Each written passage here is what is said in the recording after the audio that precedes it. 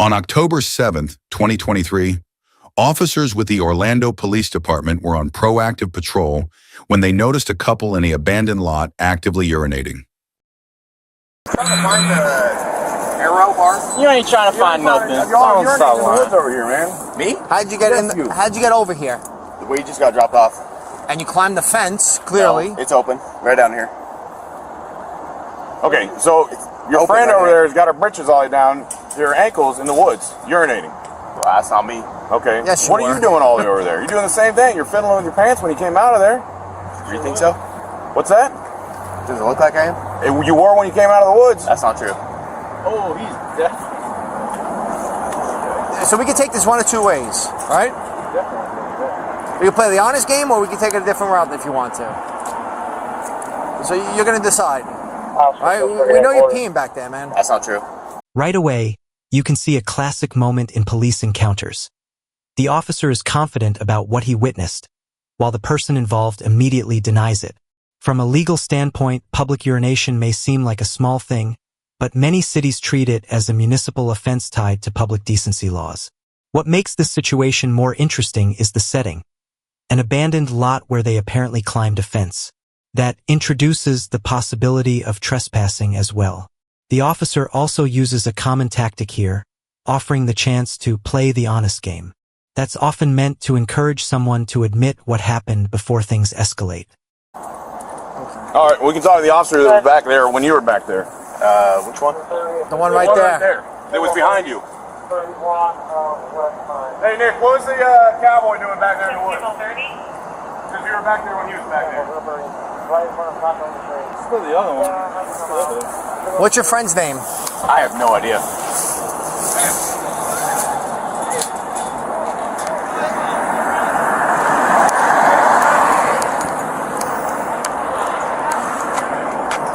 So what's going on, guys? What's going on? We're gonna come to this opening right here. Come to this opening. Hey, what's your friend's name? Come out. I'll have to go find that get there.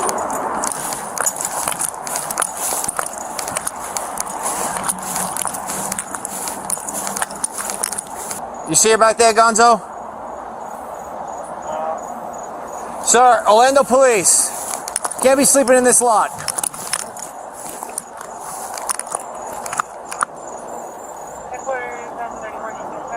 Now the story starts getting confusing. One person claims they don't even know the other, yet both ended up in the same fenced lot, wearing similar cowboy-style outfits and apparently arrived together.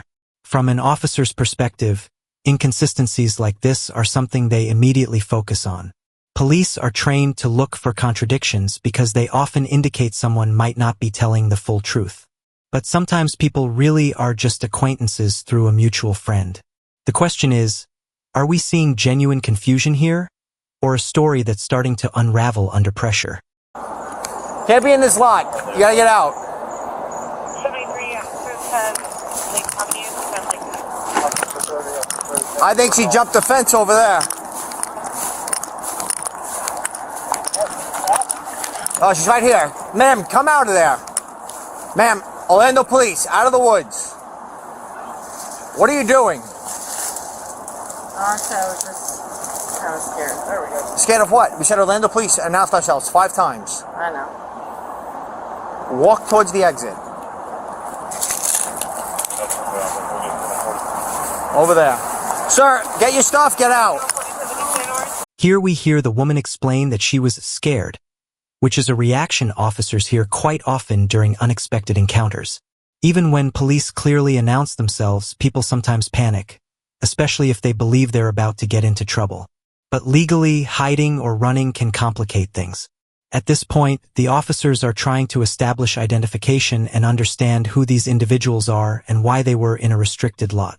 Providing ID during a lawful stop helps officers verify identity quickly and often speeds up the process significantly. You have your ID on you? Yeah. Give it to me. Let's keep walking. I don't. You don't have your ID? Do you have a Florida ID? I have a Colorado ID. Expired, but Did you really think a closed lot was a good spot to pee? no, So then what'd you go back to the P for? But I honestly like didn't think that much.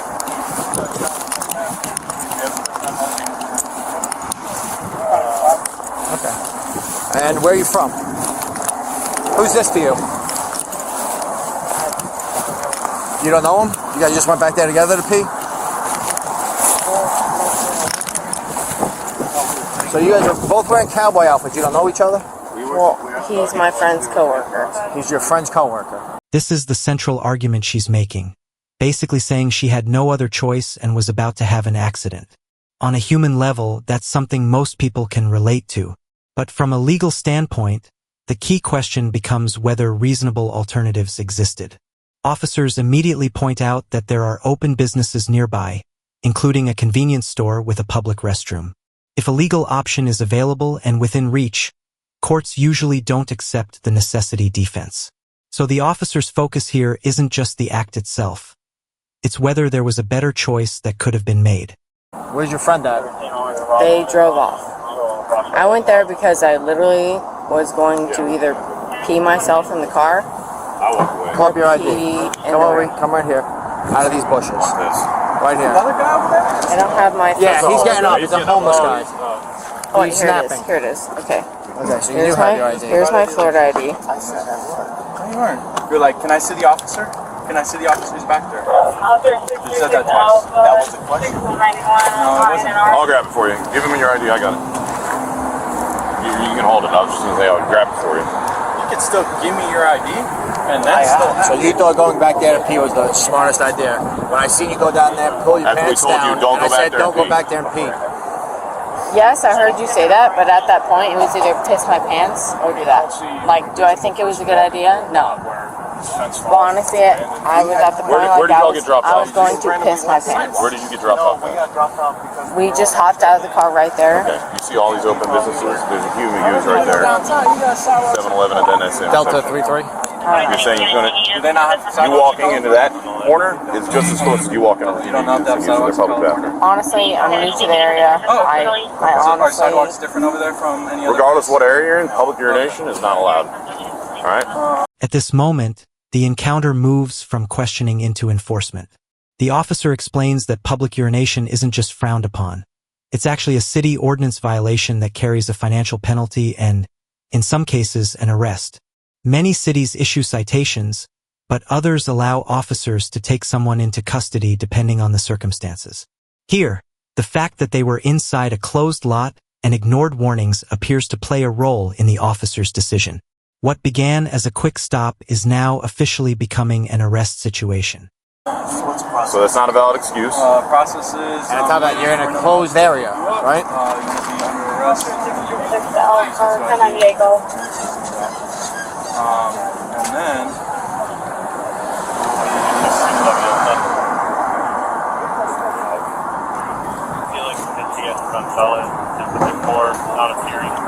How old are you? 23?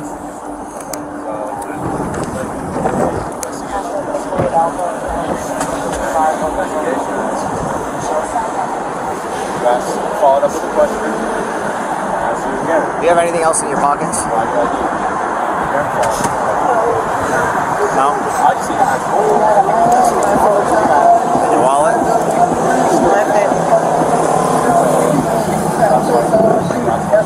Well, one, saying no.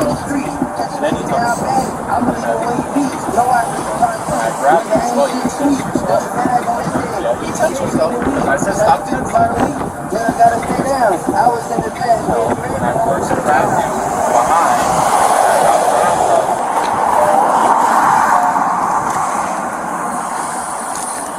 Can I see your fanny pack? You already searched it? Take it got off, a phone and take it money off. on that side, but I didn't take it out. Let's get out. Any weapons or anything on you? Bring it to the jail. Put your wallet in there.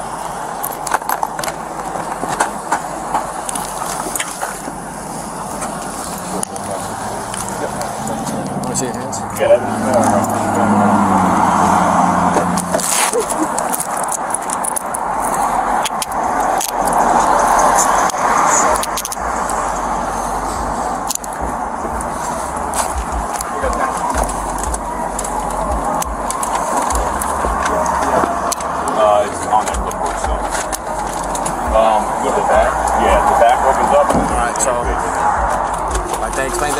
you're getting arrested for urinating in public.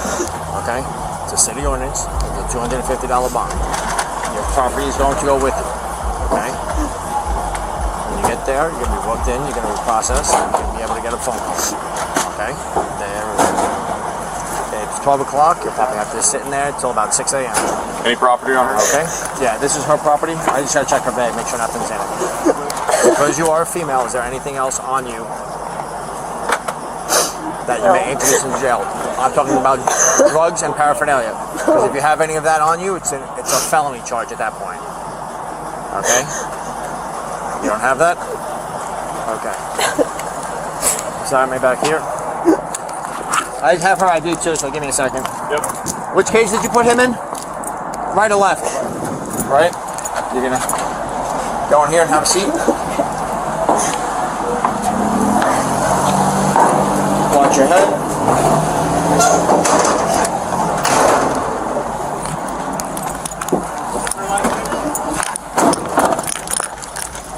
She is Julia. Choose. We have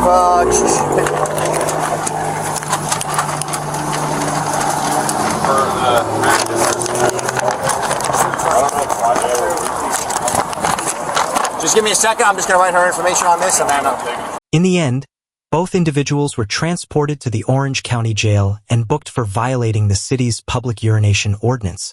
While it might sound like a minor offense, this case highlights how quickly a small decision, especially in a restricted area, can turn into an arrest.